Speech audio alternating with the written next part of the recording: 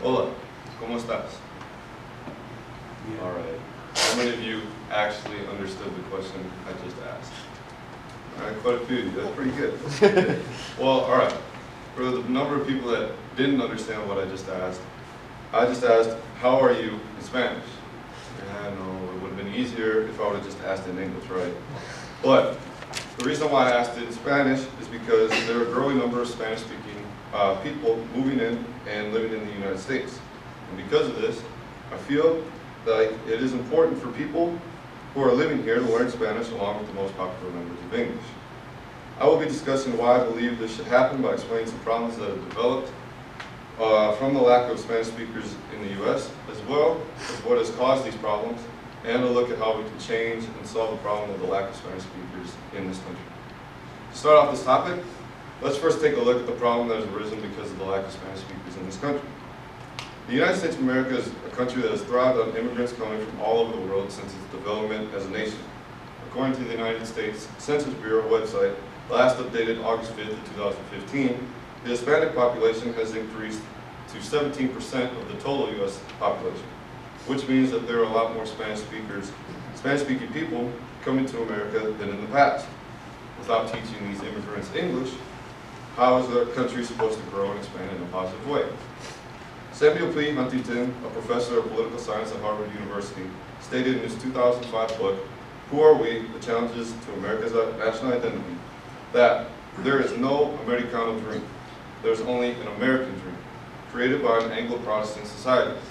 Mexican Americans and other Latinos will share in this dream only when they learn English. He was responding to a book written by Lionel Sosa entitled The Americano Dream. What Huntington is saying in this response has been seen to be true in recent years, with the problem being undereducated immigrants trying to make it in a country where 1 minute they are wanted because they are not wanted because they are trouble and they need to learn English, because of undereducated citizens in language already living here, and the next minute they are wanted because we need cheap labor. Now, moving on to talk about the main cause for why we are undereducated as a society in the United States when it comes to language, we are coming back to talk about Samuel P. Huntington and what he was pointing to in his book, which is the American identity. Nowadays, we have a very broad view of what American is. And the important factor that comes to play when deciding who is American and who is not is how someone talks. In the time when America was just 13 colonies, and even before, people who lived here considered themselves American because they were settled and that was where they were building a nation. Around that time, people who started migrating to America from other parts of Europe could speak more than one language. So there were more people to translate for one another and make English easier to learn. According to an article published by the Association for Languages and Intercultural Communication called Language and Contact, Cultures and Conflict, English and Spanish in the United States, written in August of this year, it is stated that historically, the substance of American identity has involved 4 key components: race, ethnicity, culture, most notably language and religion, and ideology. But in recent years, race and ethnicity has died out as being key components, and ideology as well. This leaves language and religion as the 2 key components of what is considered American in today's U.S. society. Thus, Spanish-speaking immigrants who come to the U.S. have a hard time because instead of thinking back to how America was born and helping these people learn English so that they can contribute to our society in a positive way, we shun them and push them away all because they don't know our language.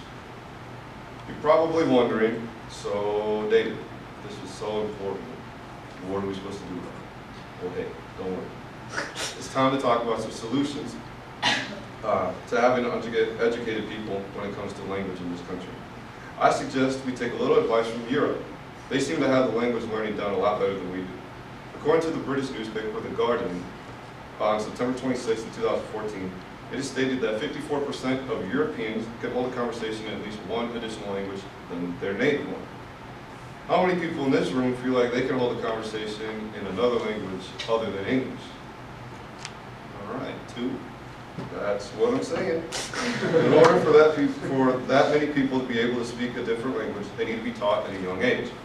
I propose that we should make it nationally required to teach Spanish starting in kindergarten, because that's a time where the human brain absorbs the most amount of information and proceeding all the way through students' high school careers. It is also time to realize that most of us are here because we have ancestors that came over to America from Europe or Africa or other nations for a better life. Nowadays, those people aren't coming here anymore. It is the Latinos who speak Spanish that are coming to America for a better life. Latinos who speak Spanish and that need to learn English if they haven't learned it already in their schools. Helping them learn English starts by helping ourselves learn Spanish, because who's going to translate for us when they don't know the English? Another thing to think about is a quote from SMSU Spanish professor Jose Lozada Montero. Why is it that being bilingual is considered a good thing when your other language is English, but not as good as when your other language is Spanish? We need to stop being blind to the fact that learning Spanish will only help us as a country. Look at what all of your immigrant ancestors did for this country until now. Why do we let a different group of immigrants try it out now? So today, we have talked about why it is important to learn Spanish in the United States by first looking at the problem of undereducated citizens in America and immigrants entering this country, about the positives of learning Spanish and English, talk about what has caused this problem and the general ignorance of Americans to new immigrants today, and coming up with some solutions to help make America a better place and bring back the possibility of the American dream for all. Being bilingual is a skill that can help anybody at any job in today's society, especially in the United States. When working at a job where some global communication is required, employers with the ability to negotiate and translate between two languages will be key to a company's success. This is another added bonus to learning Spanish in America, because it is the second most used language in this country. Hopefully one day, people in the United States will see that learning a second language isn't giving up what you already are, but expanding on who you are and could be, and also the more lives that you can touch.